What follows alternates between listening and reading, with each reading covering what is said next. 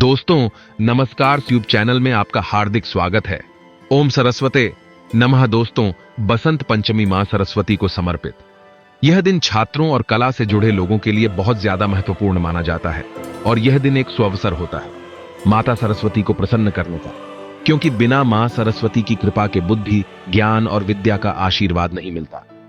तो देखिए, माघ मास के शुक्ल पक्ष की पंचमी तिथि को बसंत पंचमी का त्योहार मनाया जाता है। इस दिन विद्या, संगीत, ज्ञान और कला की देवी मां सरस्वती की पूजा की जाती है। बसंत पंचमी के दिन से ही बसंत ऋतु का आगमन हो जाता है और चारों तरफ हरियाली और खुशहाली का माहौल होता है। तो देखिए, बसंत पंचमी के दिन स्कूल, कॉलेजेस, कला और शिक्षण संस्थानों में मां सरस्वती की पूजा की जाती है और बहुत से छात्र घर पर भी इसका पूजन करते हैं। तो आज के इस वीडियो में मैं आप सभी को आप घर पर किस प्रकार मां सरस्वती का विधिवत पूजन करें, तो वो संपूर्ण विधि बताने वाला हूं।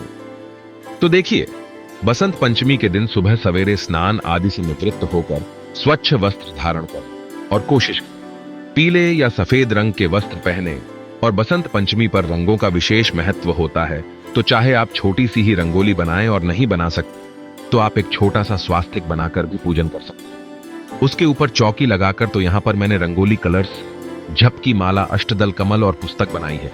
और उसके ऊपर अब हम चौकी लगाकर उसके ऊपर पीला वस्त्र बिछा लेंगे। आप पीले रंग का वस्त्र भी बिछा सकते हैं और सफेद रंग का वस्त्र भी। और देखिए, घर पर पूजन की विधि मैं बता रहा हूं, तो आप सुबह सवेरे भी कर सकते हैं। और अगर किसी कारणवश बहुत ज्यादा सुबह नहीं कर पा रहे हैं इस पूजन को, तो आप 9 से 12 के बीच में भी सरस्वती जी की पूजा कर सकते हैं। क्योंकि देखिए, ज्यादातर स्कूल्स में, कॉलेजेस में 9 से 12 के बीच में ही पूजा होती है। तो यहां पर मैंने अक्षतों का आसन देते हुए मां सरस्वती का फोटो मेरे पास तो मैंने विराजमान कर लिया है। और अक्षतों का आसन देते हुए गणपति जी की स्थापना भी आपको जरूर करनी है। और इसके साथ ही यहां पर देखिए, मैं कलश स्थापना कर रहा हूं। आप चाहे तो कर सकते हैं, वरना कलश स्थापना की जो विधि है उसको स्किप भी कर सकते हैं। आप तो यहां पर चावलों से मैं अष्टदल कमल की आकृति बना रहा हूं। और आप चाहे तो ये जो चावल, इन्हें फूड कलर से या हल्दी से पीला भी कर सकते। और इसके बाद एक मैंने लौटा लिया है। लौटा मैंने पीतल का लिया है और इस पर स्वस्तिक लिया है। कंठ पर मूली बांध ली है। और इसके साथ ही सबसे पहले अब हम इस लोटे में गंगा जल ऐड करेंगे। और उसके बाद साफ जल और जल को हमें कलश के कंठ तक भर लेना है। और इसके बाद इसमें रोटी, सिक्का, सुपारी, ये सभी वस्तुएं डाल देंगे। और आप चाहे तो पीतल के लोटे की जगह तांबे के लोटे का भी प्रयोग कर सकते हैं। और इसके बाद हमने अक्षत डाल दिए हैं और यहां आम के साथ पत्ते दिए हैं मैंने, और उन्हें टीक लिया है चंदन और रोली से। और इसके बाद चावलों से भरा पूर्ण पात्र हम रख देंगे और पत्तों को व्यवस्थित कर देंगे। तो देखिए, अगर आपको आम के पत्ते ना मिले तो आप इसकी जगह पर अशोक के पत्ते भी ले सकते हैं। और इसके बाद अब मैं यहां पर देखिए श्री कलश की स्थापना कर रहा हूं। तो पानी वाला हमें जटा वाला नारियल देना है और उस पर एक पीला या सफेद कपड़ा आप लपेट लें। और अगर आपके पास पीला या सफेद कपड़ा ना हो तो आप नारियल पर कलावे लपेट लें, क्योंकि कलावा जो होता है वो एक तरह से वस्त्र ही माना गया है, कच्चे सूत से निर्मित होता है। और देखिए, नारियल का जो मुख है वो आपको अपनी ओर, यानी पूजा करने वाले की ओर नारियल का मुख रखना है। अब देखिए, अगर आप स्टूडेंट हैं और स्टडी कर रहे हैं तो स्टडी से रिलेटेड सारी चीजें आप चौकी पर रख लें। और अगर आप संगीत की शिक्षा ले रहे हैं, उसमें बहुत सारे चीजें होती हैं, वाद्य यंत्र होते हैं, जैसे हारमोनियम, तबला या ढोलक, बांसुरी, गिटार, या नृत्य की शिक्षा ले रहे हैं तो मां के चरणों के पास घुंघरू रख दें। और देखिए, यहां पर मैंने संस्कृत और हिंदी की बुक रखी है, क्योंकि देखिए, संस्कृत जो है वो हमारी देव भाषा है और हिंदी जो है वो हमारी मातृभाषा है।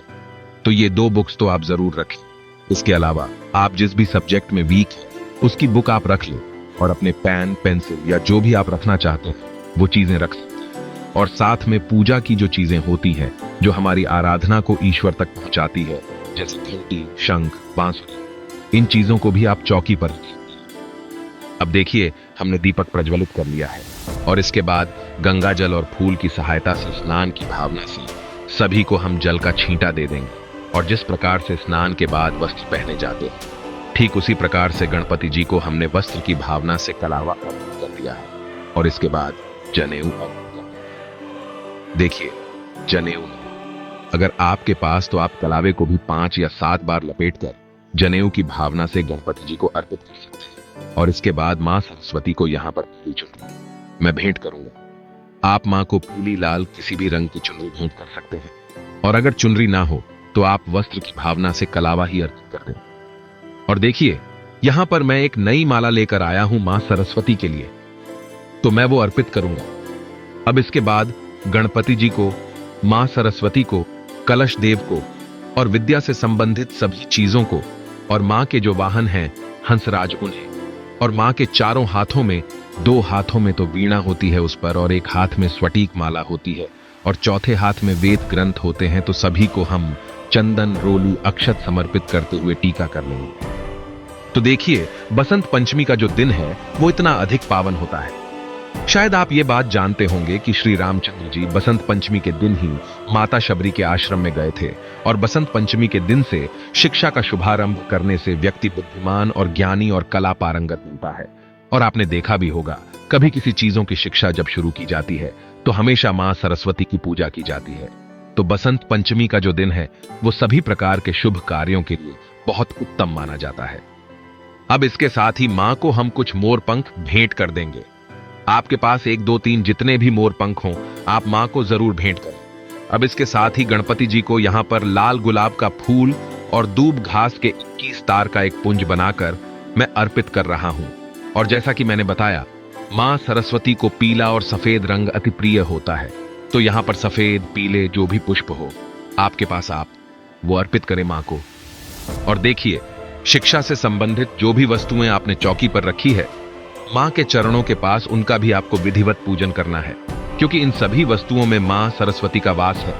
और जैसा कि हमारे भारतवर्ष में और बचपन से भी हमें यह चीज सिखाई गई है कि पुस्तक पर अगर पैर लग जाए तो तुरंत झुककर उसको नमन कर लेना चाहिए।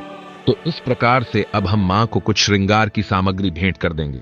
और इसके साथ ही देखिए, भोग में हमारे यहां बसंत पंचमी के दिन पीले मीठे चावल बनते हैं, और किसी किसी के यहां पीला हलवा बनता है। कुल मिलाकर पीला भोग मां को चढ़ाया जाता है आज के दिन। और इसके साथ ही हरे, पीले जो भी ऋतुफल हों आपके पास उपलब्ध, जैसे पेड़, अमरूद, केला, पपीता, ये चीजें भी आप अर्पित करें मां को। और साथ ही जल का भोग रखें। और इसके साथ ही गांठ वाली जो हल्दी होती है, चाहे वो सूखी हो चाहे ताजी हो, जैसे अदरक आती हो इस टाइप से आती है, ये भी आप अर्पित करें मां को। और इसके साथ ही मुख शुद्धि के लिए यहां पर लौंग, इलायची और बताशा मैंने अर्पित किया है। अगर हो सके तो आप मां को पान अर्पित करें। और इसके बाद देखिए, अब हम मां को अबीर और गुलाल अर्पित करेंगे। आप डायरेक्टली मां की प्रतिमा पर भी लगा सकते हैं। यहां पर फूल में मैं गुलाल और अबीर लगाकर उन्हें अर्पित करूंगा। इसके साथ ही अब हम मां को कुछ दक्षिणा अर्पित कर देंगे। आप दक्षिणा जरूर अर्पित करें, इससे पूजा में अगर किसी भी प्रकार की कोई कमी होगी तो वो पूरी हो जाएगी। अब देखिए, उसके बाद हमने जो दीपक प्रज्वलित किया था उसी से मैं आरती उतार लूंगा। आप चाहे तो अलग से भी दिया लगाकर आरती उतार सकते हैं। प्रेम पूर्वक गणपति जी की, कलश देव की, माता सरस्वती की और जो भी आपने चीजें रखी हैं सभी की आप आरती उतार लें। और देखिए, आरती उतारते समय आप मां की वंदना भी गा सकते हैं। विद्यारंभम करिष्यामि सिद्धिर्भवतु में सदा। हे सबकी कामना पूर्ण करने वाली माता सरस्वती, आपको नमस्कार करता हूं। मैं अपनी विद्या ग्रहण करना आरंभ कर रहा हूं। मुझे इस कार्य में सिद्धि मिली। या देवी सर्वभूतेषु विद्यारूपेण संस्थिता। नमस्तस्यै नमस्तस्यै नमस्तस्यै नमो नमः। तो इस प्रकार से कई सारी माता की वंदना होती है। आप कोई सी भी वंदना गाकर आरती उतार सकते। अब इसके बाद गंगा जल और फूल की सहायता से हम 3 बार चौकी के आसपास जल फिरा देंगे और समस्त पूजा का शुद्धिकरण आचमन कर लेंगे और हाथ जोड़कर मां से प्रार्थना कर लेंगे कि मां हमें अपने उज्जवल भविष्य के निर्माण में सहायता करे, हमेशा अपनी कृपा हम पर बनाए रखे। तो देखिए, आज के टाइम में हर घर में शिक्षा ग्रहण की जा रही है बच्चों द्वारा, चाहे बच्चे छोटे हो चाहे बड़े हो। तो पूजन, अगर बच्चे आपके छोटे हैं तो आपको उनको हेल्प करनी होगी, और अगर बड़े हैं तो वो तो स्वयं ही कर लेंगे। कुल मिलाकर बसंत पंचमी के दिन आपके बच्चे छोटे बड़े जैसे भी हो, उनका मनोबल बढ़ाने के लिए आप इस पूजन को या करें या करवाएं, लेकिन बच्चों को इस पूजन में जरूर शामिल करें। तो उम्मीद करता हूं वीडियो आप सभी को पसंद आई। वीडियो अगर अच्छी लगे तो इसे लाइक, शेयर करें और चैनल को सब्सक्राइब जरूर करें। इसी तरह की वीडियो देखने के लिए बहुत बहुत धन्यवाद। सच्चे दिल से कमेंट में लिखें जय माता सरस्वती। बसंत पंचमी की हार्दिक शुभकामनाएं। एक लाइक जरूर करें।